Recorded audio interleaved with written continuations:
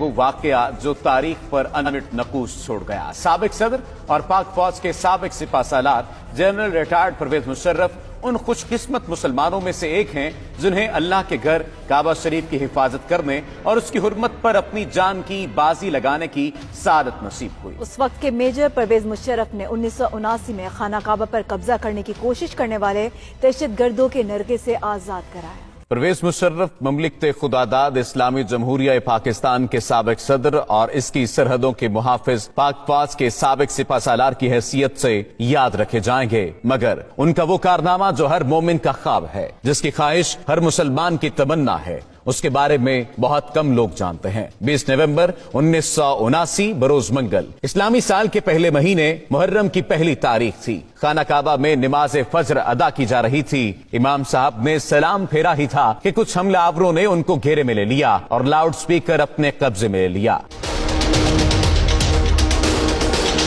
اس وقت حرم شریف میں ہزاروں نمازی موجود تھے۔ حرم شریف کے ان حملہ آوروں کا سرغنہ 27 سالہ محمد بن عبداللہ القحطانی تھا، جس نے 4 سال تک مکہ یونیورسٹی میں اسلامی قانون کی تعلیم حاصل کر رکھی تھی۔ اس نے لاؤڈ سپیکر پر اعلان کیا کہ وہ اس صدی کا امام مہدی ہے، میرے ہاتھ پر سب لوگ بیعت کریں۔ He told a certain person to stand up and called him to the microphone and he said, "O Muslims, this is your Mahdi.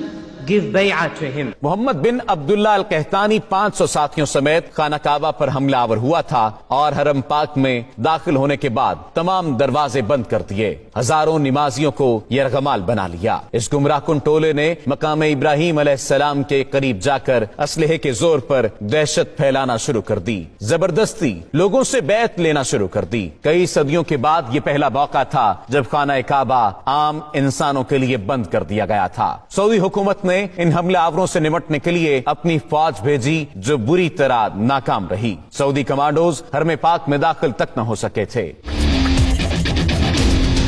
یہ خبر جنگل میں آگ کی طرح پوری دنیا میں پھیل گئی کہ خانہ کعبہ پر دہشت گردوں نے قبضہ کر لیا ہے۔ یہ سن کر مسلم امہ میں غم و غصے کی لہر دوڑ گئی۔ اس وقت خانہ کعبہ کو نقصان پہنچائے بغیر دہشت گردوں کا خاتمہ ممکن نہیں تھا، کیونکہ سعودی فوج ایسی مہارت نہیں رکھتی تھی۔ اس وقت سعودی حکومت کا فرانسیسی حکومت کے ساتھ دفاعی معاہدہ بھی تھا، لیکن فرانسیسی کمانڈوز غیر مسلم ہونے کی وجہ سے خانہ کعبہ میں داخل نہیں ہو سکتے تھے۔ تب سعودی فرمانروا شاہ خالد نے خانہ کعبہ کے دفاع کے لیے پاکستانی حکومت سے رابطہ کیا اور کہا کہ پاک فوج بیت اللہ کا دفاع کرے۔ اس وقت جنرل ضیاء کی حکومت تھی اور پاک فوج تو پہلے ہی بیت اللہ کے تحفظ کے لیے تیار بیٹھی تھی۔ SSG کے کمانڈوز پر مشتمل ایک خصوصی دستہ ترتیب دیا گیا اور اسے حرم پاک کی پاسبانی کے لیے سعودی عرب روانہ کیا گیا۔ SSG کے ان کمانڈوز کی قیادت ایک میجر کو سونپی گئی، اس کا نام میجر پرویز مشرف تھا۔ جب پاکستانی کمانڈوز کا یہ دستہ حرم پاک پہنچا تو اس وقت دہشت گردوں کے قبضے کو 1 ہفتہ ہو چکا تھا۔ پاک فوج کے کمانڈوز کا یہ ٹریڈ مارک ہے کہ یہ اپنے دشمن پر اتنی تیزی سے حملہ آور ہوتے ہیں کہ انہیں سنبھلنے کا موقع بھی نہیں دیتے۔ یہاں پر معاملہ کچھ مختلف تھا، کیونکہ بات خانہ کعبہ کی حرمت کی تھی۔ میجر پرویز مشرف کی قیادت میں SSG کے کمانڈوز نے حرم پاک کا کیمروں کی مدد سے جائزہ لیا۔ میجر پرویز مشرف نے دہشت گردوں کی پوزیشن کو مارک کیا اور حکمت عملی بنانا شروع کر دی۔ میجر پرویز مشرف نے سعودی حکام سے کہا کہ مسجد حرام کے صحن میں پانی چھوڑ دیا جائے اور کمانڈوز کو ہیلی کاپٹر کے ذریعے مسجد کی چھت پر اتارنے کی اجازت دی جائے۔ اجازت ملنے کے بعد SSG کے کمانڈوز کا اصل ایکشن شروع ہوا۔ ایک طرف مسجد حرام کی چھت پر کمانڈوز اترنا شروع ہوئے تو دوسری جانب خانہ کعبہ کے صحن میں کھڑے پانی میں میجر پرویز مشرف کے حکم پر کرنٹ چھوڑ دیا گیا۔ اس فوری اور غیر متوقع کارروائی کی وجہ سے دہشت گردوں کے ٹاپ شوٹرز غیر فعال ہو گئے اور